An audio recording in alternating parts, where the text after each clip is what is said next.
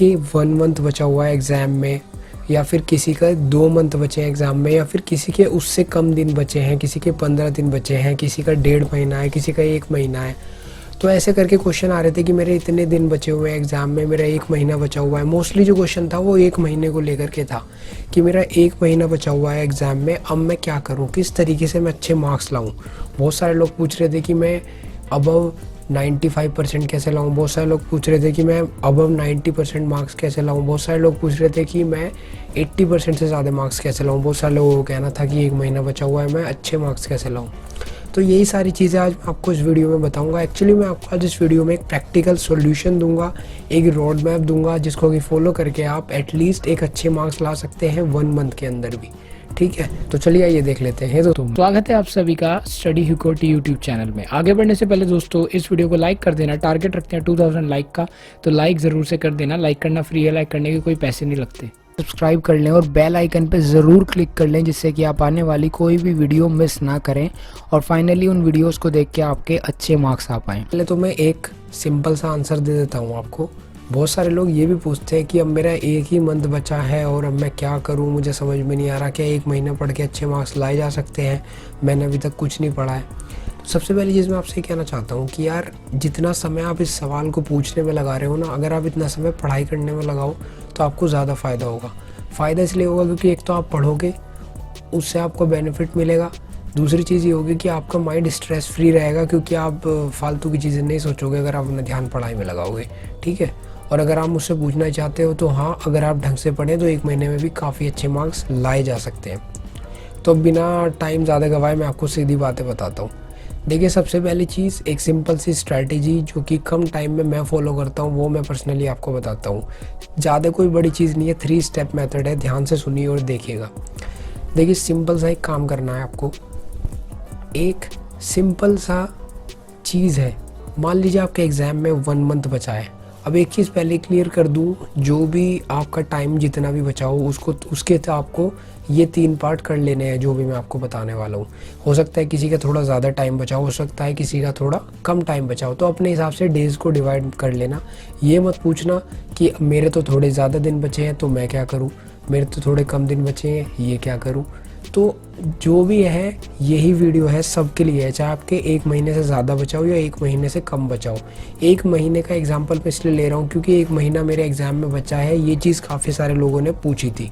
ठीक है, तो इसी के एग्जांपल से समझना और अपने अपने अकॉर्डिंग अप्लाई कर लेना आप लोग। तो मान लीजिए आपके एग्ज़ाम में 1 महीना बचा है, तो अब आपको करना क्या है, अब आपको अपने इस 1 मंथ को 3 हिस्सों में डिवाइड कर लेना है। सिंपली 3 हिस्सों में डिवाइड कर लेना है। सबसे पहला हिस्सा 10 दिन का, दूसरा हिस्सा 10 दिन का और तीसरा जो हिस्सा है वो है 10 दिन का। अब बात करते हैं सीधी सबसे पहले हिस्से पे, जो कि हमारा 10 दिन का।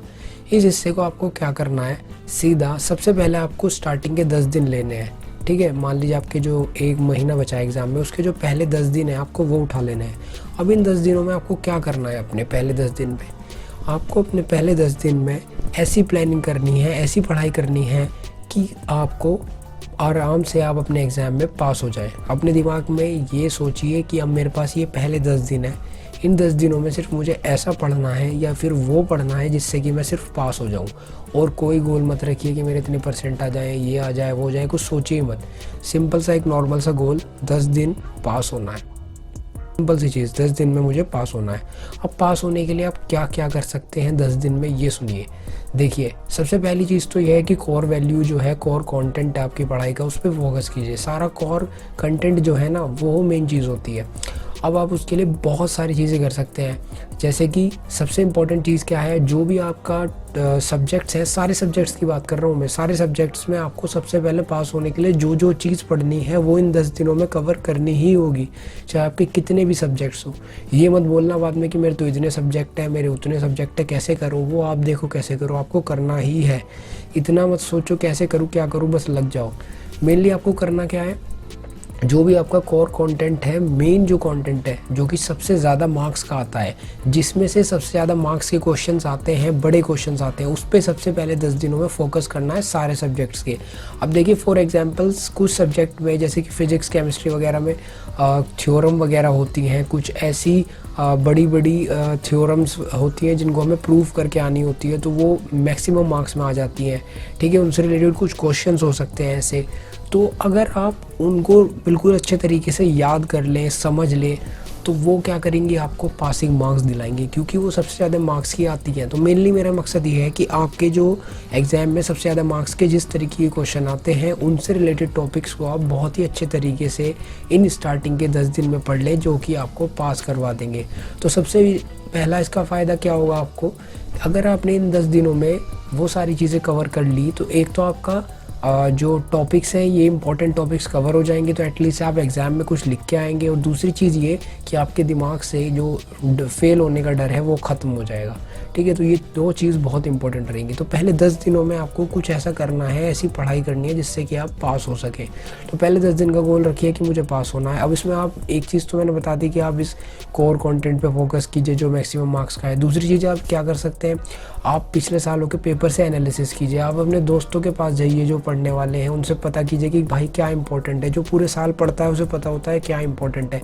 आप टीचर्स के पास जाइए, उनसे मोस्ट इंपॉर्टेंट चीज़ें मार्क करवा के लाइए।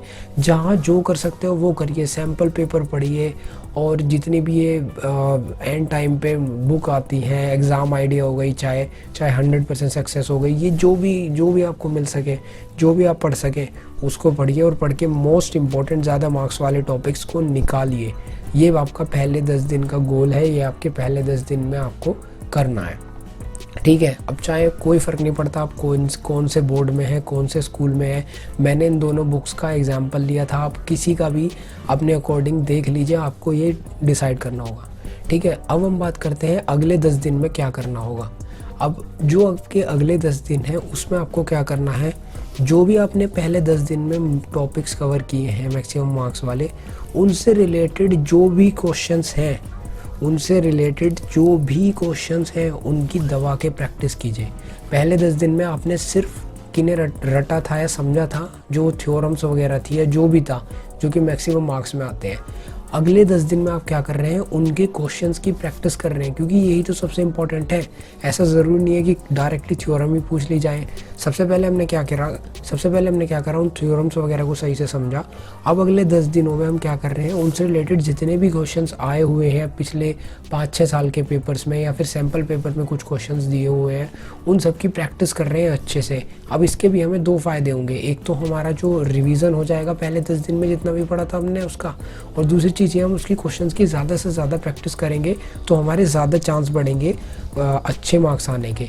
इसके साथ साथ आप थोड़ा सा और अपनी पढ़ाई को एक्सपेंड कीजिए, मतलब थोड़ा सा और उसके साथ में पढ़ने की कोशिश भी कीजिए। अगले 10 दिनों का आपका टारगेट ये है, सिंपल सा।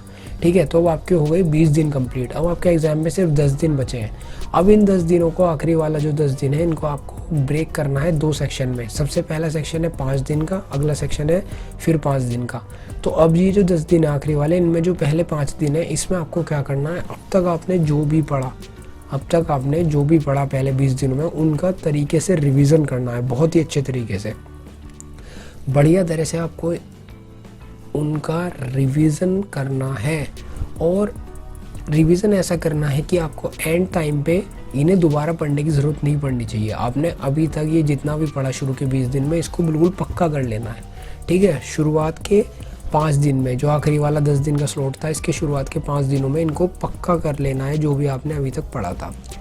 अब अगले जो 5 दिन बचे हैं, इसमें आपको क्या करना है, इसमें आप क्या कर सकते हैं कि अब जितना भी बचा हुआ है उसकी एक तो आप तैयारी कीजिए, और दूसरी चीज़ ये कि जो भी आपका पहला एग्ज़ाम हो और दूसरा एग्ज़ाम हो, उन दोनों के जो भी आप पढ़ सकते हो, उन दोनों से रिलेटेड जो भी, चाहे किसी सैम्पल पेपर से पढ़िए, पिछले साल के क्वेश्चंस देखिए, अगेन मोस्ट इम्पॉर्टेंट जितना भी आप पूरा पढ़ सकते हो लग जाइए।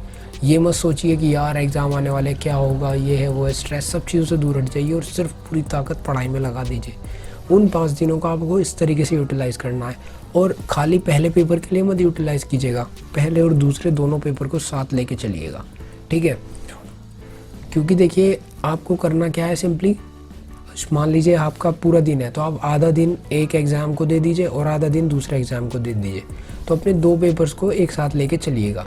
तो इस तरीके से आपको पूरे अपने ये 30 दिन डिज़ाइन करने हैं, और फाइनली आपको मैक्सिमम अपनी पढ़ाई कर लेनी है।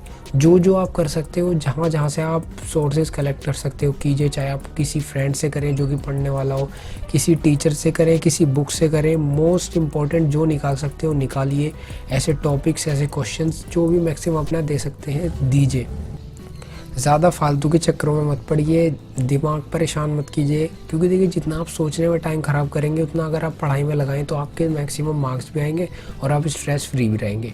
ठीक है, अब देखिए इस स्ट्रैटेजी को पढ़ के मैं नहीं कहता कि आपके 95% या 100% आ जाएंगे स्ट्रैटेजी को फॉलो करके, लेकिन हाँ इतना ज़रूर कह सकता हूँ कि आ भी सकते हैं। डिपेंड करता है कि आप किस तरीके से इस स्ट्रैटेजी को इम्प्लीमेंट करते हैं। 90% से अबव भी आ सकते हैं, लेकिन हाँ इतना आराम से कह सकता हूँ कि अगर आप इसको थोड़ा भी ठीक तरीके से स्ट्रैटेजी को इम्प्लीमेंट करें तो अबव 80% आप आराम से कूदा सकते हैं इस स्ट्रैटेजी की हेल्प से। ये स्ट्रैटेजी आपको 80% से अबव मार्क्स लाने में बहुत ही आराम से हेल्प करेगी और आपके आ भी जाएंगे।